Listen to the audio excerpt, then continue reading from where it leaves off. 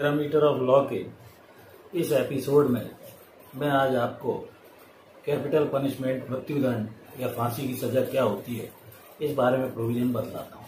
मित्रों, जैसा कि आप जानते हैं कि किसी भी व्यक्ति को जो मर्डर आदि के अपराध के लिए दोषी होता है, कैपिटल पनिशमेंट या मौत की सजा दी जाती है। और ये मौत की सजा एक कैपिटल पनिशमेंट है और इसके बारे में ये व्यवस्था दी गई है कि मृत्युदंड और मौत की सजा को आखिरी में हैंग या उस अभियुक्त को फांसी पर लटकाकर उसे सजा दी जाती है। Rishi Malhotra versus union of India का एक सुप्रीम कोर्ट में 24 अप्रैल 2018 को एक जनहित याचिका लगाई गई और ये कहा गया उसके अधिवक्ता के द्वारा कि भारत में जो मृत्युदंड दिया जाता है ये एक अमानवीय तरीका है और इसकी जगह यह आर्टिकल 21 या प्राणोदैहिक स्वतंत्रता का उल्लंघन है। सुप्रीम कोर्ट यह घोषित करे कि मृत्युदंड को सम्मानजनक तरीके से दिया जाए और फांसी पर लटकाने के अलावा अन्य तरीके से भी ये सजा दी जा सकती है। इस पर माननीय सर्वोच्च न्यायालय में सुप्रीम कोर्ट द्वारा केंद्र सरकार से जवाब मांगा गया।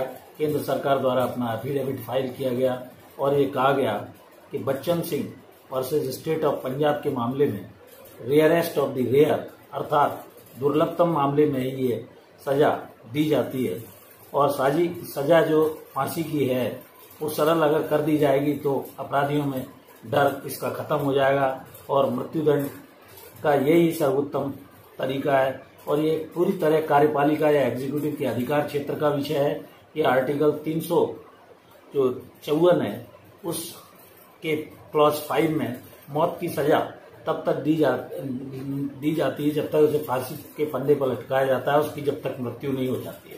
बीना वर्सेस भारत संघ इस मामले में भी आर्टिकल 21 के बारे में इस एफिडेविट में कहा गया कि उस प्रकरण में ये आर्टिकल 21 मौत की सजा का उल्लंघन नहीं माना गया है। बीना वर्सेस भारत संघ के मामले में 354(5) जो सीआरपीसी के प्रावधान है उसका उल्लंघन नहीं है और ये ड्यू प्रोसेस ऑफ लॉ के तहत किया जाता है। आसान शीघ्र मौत की सजा के लिए कोई अन्य तरीका ऐसा ये अभियुक्त की ओर से कहा गया था कि दिया जाए, क्योंकि 40 मिनट तक की इस प्रक्रिया में मौत की सजा फांसी के रूप में देने में लग जाता है। कोई जहरीला इंजेक्शन आदि लगाया जाए जिससे जल्दी उसकी मृत्यु हो जाए। केंद्र सरकार ने यह भी कहा कि मृत्यु में इसमें कोई विलंब नहीं होता है, सबसे सरलतम भारतवर्ष में तरीका है और इस तरीके के अलावा अन्य कोई तरीका ढूंढने का कोई विकल्प नहीं है।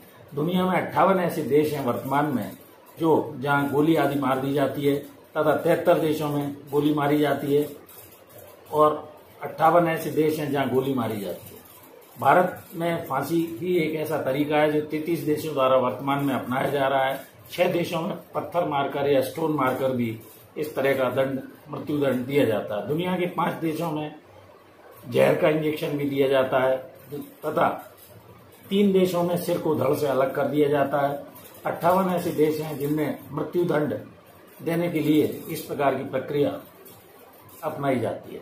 57 देश में इस प्रावधानों को समाप्त भी किया जा चुका है। अफगानिस्तान, सूडान आदि में फांसी, फायरिंग, पथराव से मृत्युदंड आदि की सजा दी जाती है। भारत, मलेशिया, दक्षिण कोरिया आदि में भी फांसी की सजा दी जाती है। इंडोनेशिया, अर्मानिया आदि में फायरिंग से मृत्युदंड दिया जाता है। चीन में भी फायरिंग तथा जहर आदि का इंजेक्शन देने का प्रचलन है।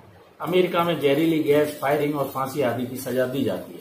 इस प्रकार कुल मिलाकर जो डेथ पनिशमेंट है या मृत्युदंड है जो कैपिटल पनिशमेंट के रूप में माना जाता है, ये एक अत्यंत कठोरतम दंड है और बहुत ही जघन्य अपराधों के लिए भारत में दिया जाता है। इसे राजदंड भी कहा जाता है तथा प्राचीन काल से ही ये दिया जा रहा है। मृत्युदंड प्राणदंड की उपयोगिता व्यावहारिकता के बिंदु पर यद्यपि अभी विवाद है और इसे कायम रखा जाए या नहीं इस विषय में अनेकों विधि विशेषज्ञों से राय ली जा रही है। न सुधारे जाने योग्य, असाध्य और होपलेस अपराधी को निर्दयता पूर्वक हटा देना चाहिए, अपेक्षाकृत इसके कि राज्य अनावश्यक रूप से उसका भरण पोषण करे। यह इसके पीछे थ्योरी है। बेकारिया और इंग्लैंड में कॉन्फ्यूजर ने प्राणदंड को समाप्त करने तथा उसके स्थान पर सुधार किए जाने पर बल दिया था। मृत्युदंड कायम रखने के तक पक्ष में कई तरह के तर्क भी अभी तक दिए गए हैं। इसमें प्राणदंड की समाप्ति का बहुत अनुकूल और अभीष्ट सार्थक परिणाम सामने नहीं दिखाई दिया है। आदतन अपराधी को असाध्य न सुधरने योग्य अपराधी माना जाता है और खतरनाक व्यक्ति के समाज से छुटकारा दिलाने का इससे अच्छा और विकल्प नहीं हो सकता है। असाध्य अपराधियों को झेल पाना समाज के लिए अत्यंत कठिन होता है, क्योंकि जो इस तरह के जघन्य अपराध करते हैं समाज में उन्हें रहने का कोई अधिकार नहीं होता है। इसके पीछे यह लॉजिक है। मृत्युदंड समाप्त करने के पक्ष में भी कई तर्क दिए गए हैं। मौलिक अधिकार का यद्यपि इसको हनन समझा जाता है, लेकिन यह स्वीकार योग्य नहीं है। अपराधी एक प्रकार का मनोरोगी होता है जिसके उपचार और हमदर्दी की उससे आवश्यकता नहीं मानी जा सकती है, और दंड कभी कभी प्रोवोकेशन के अपराध भी उसके द्वारा किए जाते हैं। प्राणदंड के अपराधों पर पूर्ण नियंत्रण पाने के लिए इससे अच्छा और कोई दंड नहीं हो सकता है। इस प्रकार मृत्युदंड की संवैधानिकता पर अनेक अलग अलग लोगों ने अपने अपने विचार अभी तक दिए हैं।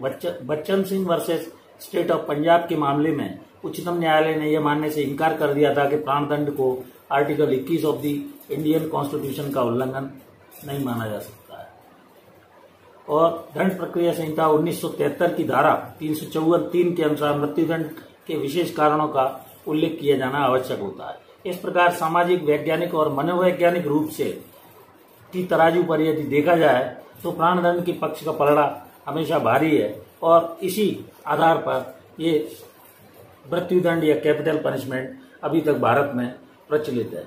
क्योंकि जो गंभीर और जघन्य अपराधी होते हैं वो बार बार इस तरह के अपराध करते हैं। इससे समाज पर अत्यंत बुरा असर पड़ता है और इसके कारण समाज में विकृति उत्पन्न होती है तथा अन्य लोग भी इस प्रकार के जघन्य अपराधों को करने के लिए सक्रिय होते हैं।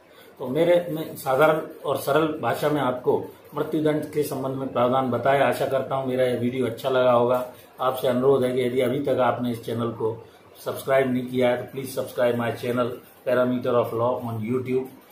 Thank you for watching this video. नमस्कार। अपने मित्रों आदि को भी इस वीडियो को लाइक शेयर अवश्य करें। Thank you.